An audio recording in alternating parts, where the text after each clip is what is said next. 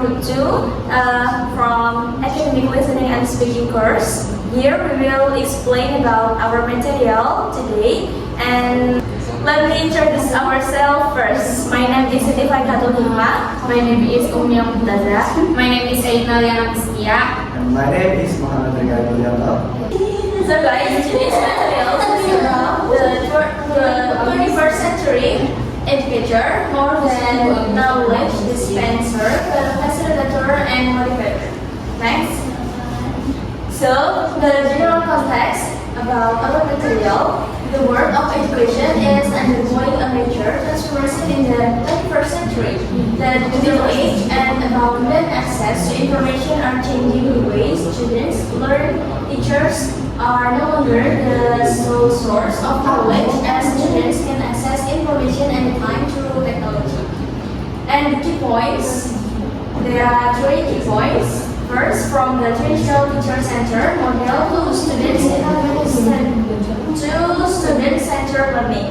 The second, the focus has shifted from teaching content to developing competencies. And last is about teachers as guides on the side, not sages on the stage. Jadi, dunia pendidikan saat ini itu mengalami transformasi besar pada abad ke-21 yang mana sedang marak-maraknya di era digital dan melimpahnya akses-akses informasi yang bisa diakses dimanapun dan kapanpun. Dan juga pada pembahasan kita hari ini itu, guru tidak hanya menjadi satu-satunya sumber pengetahuan, tetapi siswa dapat mengakses informasi apapun melalui dunia digital. Dan juga di sini dijelaskan ada 3 poin utama, poin kuncinya, yaitu yang pertama dari model tradisional teacher center menjadi model student center learning. Dan juga yang kedua, fokusnya menjadi mengembangkan potensi siswa. Kemudian yang ketiga ada sebagai guru sebagai guide on the side atau pembimbing di samping siswa, bukan sage on the stage atau ahli yang selalu di depan. Next material will be explained by Tita. Okay, the next material is traditional teachers versus 20th century teachers. For the first is traditional teachers or teacher center role and approach. The first point is primary source of knowledge. Teachers are considered the only experts who have all the answers. And then the next point, dominant instructor uses monotonous lecture methods with students sitting quietly and listening. And the last point is classroom controller. Teachers have complete control over what is learned, when, and how. Oke, hari ini kita akan membahas tentang perbedaan antara guru tradisional versus guru di abad ke-21. Nah, untuk guru tradisional itu lebih ke teacher center atau lebih fokus pada teachernya saja. Nah, untuk peran dan pendekatannya yang pertama yaitu sumber utama pengetahuan. Guru itu dianggap sebagai satu-satunya ahli yang memiliki semua jawaban. Kemudian yang kedua yaitu instruktur dominan, itu menggunakan metode ceramah monoton dengan siswa duduk hanya duduk diam dan mendengarkan. Yang terakhir yaitu kontrol kelas. Guru memiliki kendali penuh atas apa yang dipelajari, kapan dan bagaimana. Kemudian 20th century teachers or student centered role and approach. First point is learning facilitator, guiding students to discover knowledge on their own rather than feeding them information. The next point is the coach and mentor, accompanying students in the process of exploration and problem solving. The next point, motivator and inspirer, building a growth mindset, fostering curiosity and passion for learning. The last point is content curator, selecting and providing relevant and diverse learning resources. Jadi untuk guru di abad 21 itu, guru itu lebih fokus sebagai fasilitator pembelajaran. Kemudian peran dan pendekatannya yang pertama yaitu fasilitator pembelajaran, yaitu membimbing siswa menemukan pengetahuannya sendiri, bukan sekadar memberikannya. Yang kedua yaitu pelatih dan mentor. yaitu mendampingi siswa dalam eksplorasi dan pemecahan masalah. Yang keempat, motivator dan penginspirasi. Guru membangun growth mindset, cita rasa ingin tahu dan minat belajar siswa. Kemudian yang terakhir yaitu kurator konten, yaitu memilih dan menyediakan sumber pembelajaran yang relevan dan beragam. The next material will be explained by Rian. Okay, next about the teachers as facilitators. The definition. Unlike the traditional approach where teachers are the center of learning, as a facilitator, teachers guide the learning process, not direct the outcomes. Jadi berbeda dengan pendekatan tradisional yang menempatkan guru sebagai pusat pembelajaran, seorang fasilitator membimbing proses belajar bukan hanya melakukan hasilnya. So, the purpose to develop independent learners who can learn on their own, have high curiosity and ready to face future challenges. Jadi tujuannya adalah untuk mengembangkan pembelajar yang mandiri, yang mampu belajar sendiri, memiliki rasa ingin tahu yang tinggi, dan siap menghadapi tantangan di masa depan. Kemudian guru sebagai fasilitator menggunakan metode aktif seperti experience-based learning. Jadi students learn by doing, yaitu siswa belajar dengan melakukan.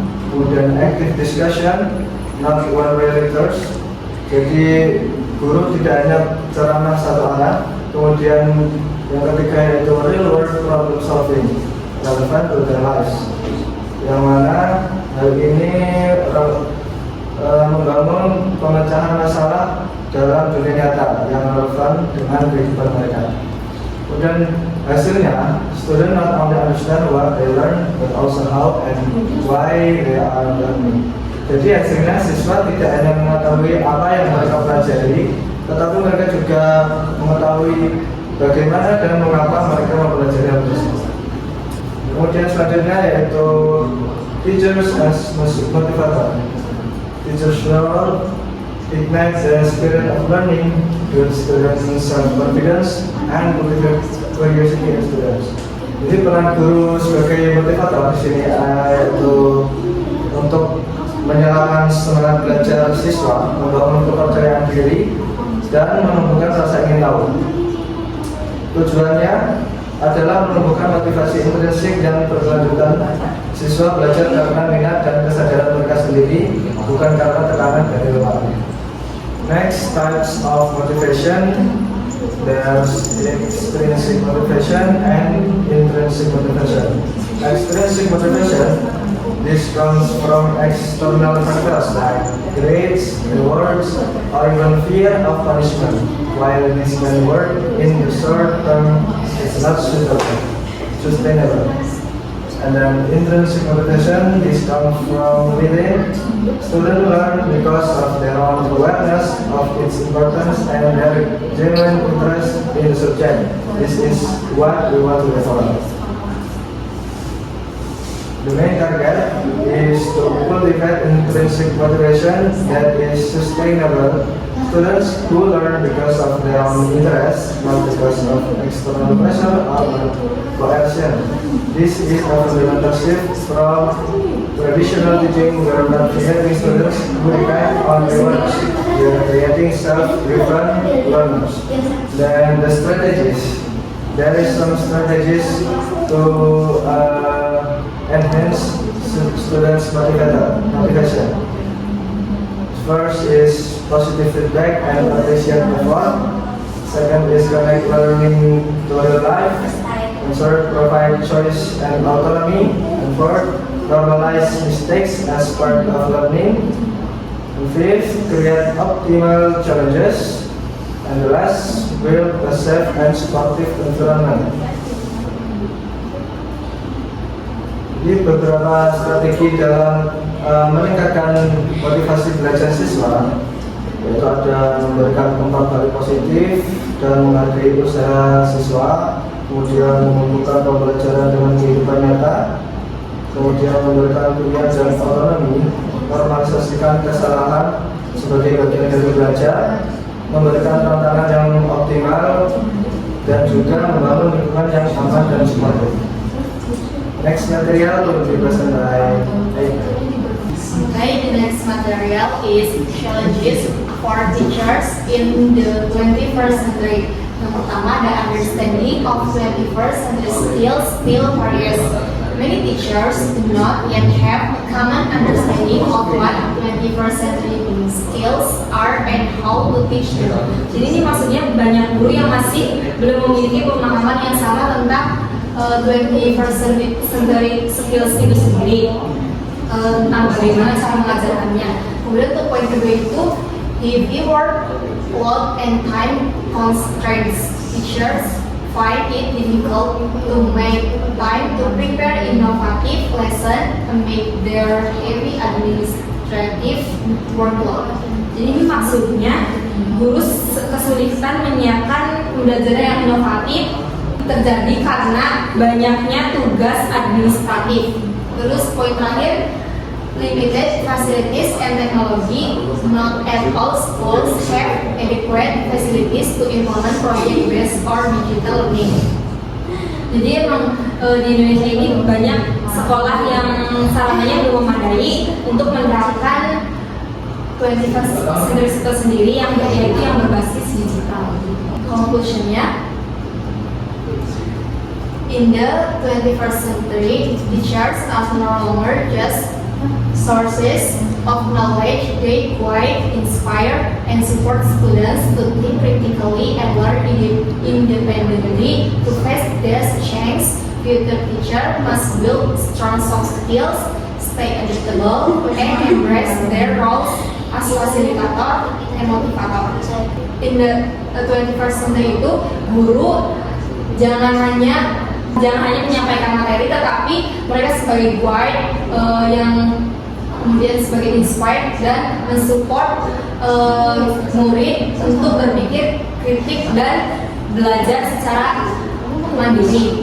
Begitu guru di masa depan harus lebih memiliki soft skills agar bisa menggunakan 21st century skill yang berbasis digital, kemudian stay adaptable seperti yang tadi saya sebutkan, dan teacher bukan sebagai source as knowledge aja, tetapi sebagai fasilitator dan motivator seperti yang sudah dijelaskan oleh pemateri sebelumnya. So guys, that's all from us about our material today. Thank you for your nice attention. If you have any questions, you can discuss in the comment section. Wassalamualaikum warahmatullahi wabarakatuh.